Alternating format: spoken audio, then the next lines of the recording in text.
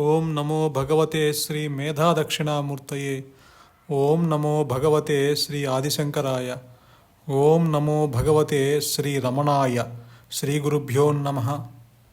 ఆత్మవిచారాన్ని భగవాన్ శ్రీ రమణులు ఎంత దృఢంగా బలపరిచినా ఇతర నమ్మకాలు అభ్యాసాలు ఉన్నవారిని మాత్రం మార్చటానికి ప్రయత్నించేవారు కాదు. ఆత్మవిచార మార్గాన్ని అనుసరించటానికి సంసిద్ధులు కాని వారికి ఇతర పద్ధతులు గురించి కూడా సలహాలు ఇచ్చేవారు. ధ్యాన పద్ధతుల గురించి కూడా భక్తులకి సలహాలు ఇస్తూ ఉండేవాళ్ళు. భగవాను ధ్యానానికి ఇచ్చిన నిర్వచనం ఏమిటంటే, ఇతర భావాలని విడిచి ఒకే ఒక భావంపై మనస్సుకి ఏకాగ్రత కలిగించటం. ఇంకా ఉన్నత స్థాయిలో అసలైన ధ్యానం అంటే మనస్సుని ఆత్మపైనే లగ్నం చేయటమని కూడా చెప్పేవారు. ఏ అభ్యాసము లేకుండా ఉండటం కన్నా ఏ మార్గాన్నైనా అనుసరించటం ఉత్తమం అని భగవాన్ చెప్పేవారు. ఏ అభ్యాసమైనా ఆత్మవిచార మార్గానికే దారితీసే అవకాశం ఉంటుంది. కాబట్టి ఈ కారణాల వల్లే వారు ఇటువంటి సమాధానాలని ఎందరికో ఇచ్చారు. ధ్యానము చేసేవారికి ఆత్మవిచారము అనుసరించేవానికి లక్ష్యము ఒక్కటే, మనోనిశ్చలత.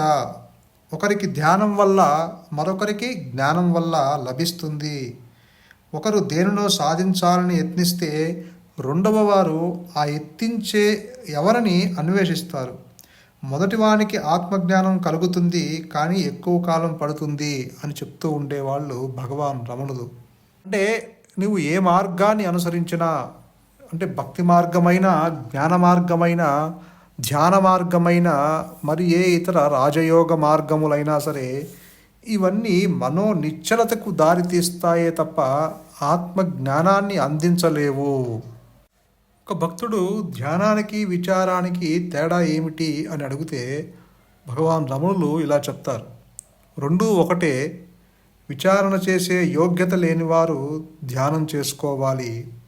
తనను తాను మరచి నేను బ్రహ్మాన్ని అనో నేను ఈశ్వరుడుననో ధ్యానిస్తాడు సాధకుడు. ఈ పద్ధతి ద్వారా బ్రహ్మాన్నో ఈశ్వరుడునో విడవకుండా పట్టుకుంటాడు. చివరికది బ్రహ్మము లేక ఈశ్వరుని ఎరుకగా మిగులుతుంది. అదే శుద్ధ స్థితి అని, ఆత్మ అని గ్రహింపు కలుగుతుంది. విచార మార్గాన్ని అవలంబించేవాడు నేనెవరని అని ప్రశ్నించుకుంటూ తనని తాను విడవడు. దీనివల్ల ఆత్మ అంటే ఏమిటో విశదమవుతుంది. సచిదానందంగా భాసిల్లే పరమాత్మనే నేను అని మనస్సులో ఊహించుకోవటమే ధ్యానం. మనస్సుని ఆత్మపై లగ్నం చేసి తద్వారా భ్రమని నాశనం చేసుకోవటం విచారణ. ఆత్మ గురించి ఏ భావంతో ధ్యానం చేసినా ఆ రూపాన్నే అందుకుంటాడు. ఏ విధమైన భావము లేకుండా నిశ్చలంగా ఉండేవాళ్ళు పరమోత్కృష్టమైన నిష్కలంకమైన కైవల్యాన్ని, రూపం లేని ఆత్మని అందుకుంటారు. ప్రారంభంలో ధ్యానం తేలికగా ఉంటుంది, నచ్చుతుంది కూడా. ఆ అభ్యాసమే ఆత్మ విచారానికి దారితీస్తుంది. అక్కడ సత్యాల విచక్షణ జరుగుతుంది. ఒకదానికొకటి వైరుధ్యం కల అంశాలతో నీవు నిండి ఉన్నప్పుడు సత్యాన్ని పట్టుకొని ఉండటం వల్ల ప్రయోజనం ఏమిటి? ఆత్మ ఇంకా సాక్షాత్కారం కాలేదంటూ నీకు స్ఫురింపచేసే అవరోధాలని ఆత్మ విచారం తొలగిస్తుంది. ఆ విధంగా నేరుగానే నీకు సాక్షాత్కారం కలగజేస్తుంది. సాధకుని పురోగతిని బట్టి ధ్యానం మారుతూ ఉంటుంది. యోగ్యత ఉంటే యోచించేవాడెవడోనని అన్వేషించటమే నయం. అప్పుడు ఆ యోచించేవాడు తన మూలంలో శుద్ధ చైతన్యంలో నిమగ్నమవుతాడు. ఆ యోచించేవాడిని విడవకుండా పట్టుకోలేకపోతే భగవంతుడిని విడవకుండా పట్టుకోవాలి. కొంతకాలానికి ఆ మనిషి స్వచ్ఛమైన యోచించేవాడిని పట్టుకోగలుగుతాడు. తన మూలంలో విలీనమైపోతాడు. అహంకారాన్ని నిలుపుకుంటేనే కానీ ధ్యానం సాధ్యం కాదు. ధ్యానించే అహంకారము ధ్యానింపబడే విషయము రెండూ ఉన్నాయి. కానీ ఆత్మ ఒక్కటే కాబట్టి ఇది పరోక్ష పద్ధతి అని చెప్పేవారు భగవాన్. అహంకారం యొక్క మూలాన్ని అన్వేషిస్తే అహంకారమే మాయమవుతుంది, మిగిలేదల్లా ఆత్మే. ఈ పద్ధతి సూటి అయినది, స్ట్రైట్ ఫార్వర్డ్ అని చెప్పేవారు. అంటే ఆత్మ విచారణ మార్గము సూటి అయినది, స్ట్రైట్ ఫార్వర్డ్ అని చెప్పేవాళ్ళు. నిజానికి ఈ ధ్యానము కూడా మనస్సుతో జరిగే వ్యాపకమే. ఆత్మసాక్షాత్కారం అవ్వటానికి అది మనస్సుని ఎట్లా హతమార్చగలదు అని ఒక భక్తుడు ప్రశ్నిస్తే దానికి భగవాన్ ఇలా చెప్తారు: ఒక భావాన్ని విడవకుండా ఉండటమే ధ్యానం అంటే. ఆ ఒక్క భావము ఇతర ఆలోచనల్ని రానియకుండా చేస్తుంది. మనస్సు అటు ఇటు పరిగెత్తటం దాని బలహీనత వల్లనే. ఎప్పుడూ ధ్యానం చేస్తుంటే దానికి బలం కలుగుతుంది. అంటే చంచలమైన ఆలోచనలనే బలహీనత పోయి ఆలోచన లేని స్థిరమైన నేపథ్యం నెలకొంటుంది. ఆలోచన లేని ఈ క్షేత్రమే ఆత్మ. పరిశుద్ధమైన స్థితిలో మనస్సే ఆత్మ అన్నారు భగవాన్. ఎందుకంటే ఆలోచనలు లేని మనస్సే ఆత్మ కాబట్టి ఆలోచనలు లేని మనస్సుని అలవాటు చేసుకోగలిగినట్లయితే అక్కడ అనుగ్రహంతో ఆత్మ తనకు తానుగా ప్రకటించుకుంటుంది అని మనకి గురువు గారు కూడా చెప్తూ ఉండేవారు. మీరు సూర్యుని ఎదుట ఒక అద్దము గనక ఉంచినట్లయితే ఆ అద్దము సూర్యుని ఆకర్షించడానికి ఏమీ చెయ్యదు. ఏమీ చేయకుండా, అంటే ఏ ప్రయత్నము చేయకుండా ఆ సూర్యుని ఎదుట అలా ఉంటుంది. ఎప్పుడైతే అది సూర్యుని ఎదుట ఏమీ చేయకుండా ఉన్నప్పుడు ఆ సూర్యుని యొక్క కాంతి ఆ అద్దం మీద పడి అది ప్రతిబింబిస్తుంది. అంటే ఇట్ కీప్స్ బ్రైట్నెస్, ఆ యొక్క వెలుగుని ఉంచుకుంటుంది అది.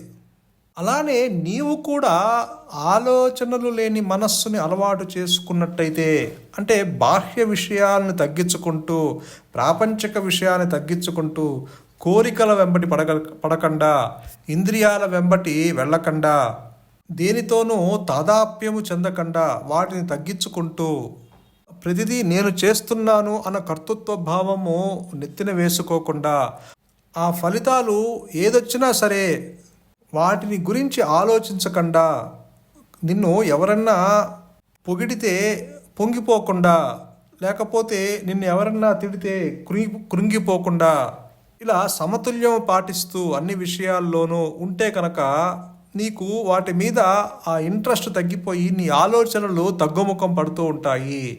కాబట్టి ఎప్పుడైతే నీ ఆలోచనలు తగ్గుముఖం పట్టాయో, అంటే నీకంటూ ఏ ప్రయత్నములు లేకుండా, నీకంటూ ఎటువంటి సంకల్పాలు లేకుండా ఆ భగవంతుని మీద భారం వేస్తూ ఏది జరగాలో అది జరుగుతూ ఉన్నదాన్ని ఉన్నట్టుగా అటు యాక్సెప్టు చేయకుండా అటు రిజెక్టు చేయకుండా ఓ సాక్షి భావంతో ఉన్నట్లయితే, నేను ఆత్మ చేతిలో అని ఒక పనిముట్టు అని గ్రహించి ఆ విధంగా గనక నీ యొక్క భావాలు గనక ఉన్నట్లయితే, అంటే చివరికి ఆ భావాలు కూడా నశించి ఏ భావాలు, ఏ ఆలోచనలు, ఏ ప్రయత్నము లేని స్థితిలో గనక ఉన్నట్లయితే, ఎప్పుడైతే ఆ అద్దం మీద, అంటే ఆ అద్దము ఏమీ చేయకుండా ఆ సూర్యుని ఎదుట ఆ సూర్యుని ఆకర్షించటానికి ఏమీ చేయకుండా ఎట్లయితే ఉన్నదో, నీ మనస్సు కూడా దేనిని ఆకర్షించకుండా ఉన్నది ఉన్నట్లుగా ఉంటే గనక నీ మనస్సు,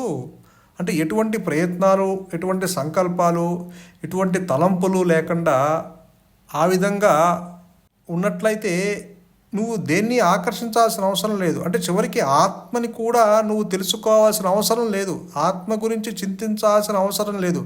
నాకు ఆత్మ సాక్షాత్కారం కలగట్లేదు అన్న భావనలు కూడా ఉండకుండా ఆ అద్దము నిలిచినట్లుగా నిలిస్తే తప్పకుండా అనుగ్రహం చేత ఆ సూర్యుడు ఎట్టయితే ఆ అద్దంలో ప్రకాశింపజేసాడో అట్లాగే ఆత్మ అనుగ్రహంతో అక్కడ ఆత్మ తనకు తానుగా ప్రకటించుకుంటుంది. ఎట్లయితే ఆ సూర్యుని యొక్క ప్రకాశం అద్దం మీద పడ్డదో అలాగే ఆత్మ యొక్క ప్రకాశము ఆ మనస్సు మీద పడి అక్కడ తనకు తానుగా ప్రకటించుకునే స్థితి ఏర్పడుతుంది. ఎందుకంటే రెండు నేనులు అంటూ ఉండవు. ఆత్మ నేను, అహంకారం నేను అంటూ ఉండదు. ఉన్నది ఒకటే నేను. అదే అహంస్ఫురణ, నేనున్నాను అన్న స్థితి. అదే భగవంతుని యొక్క స్వరూపము.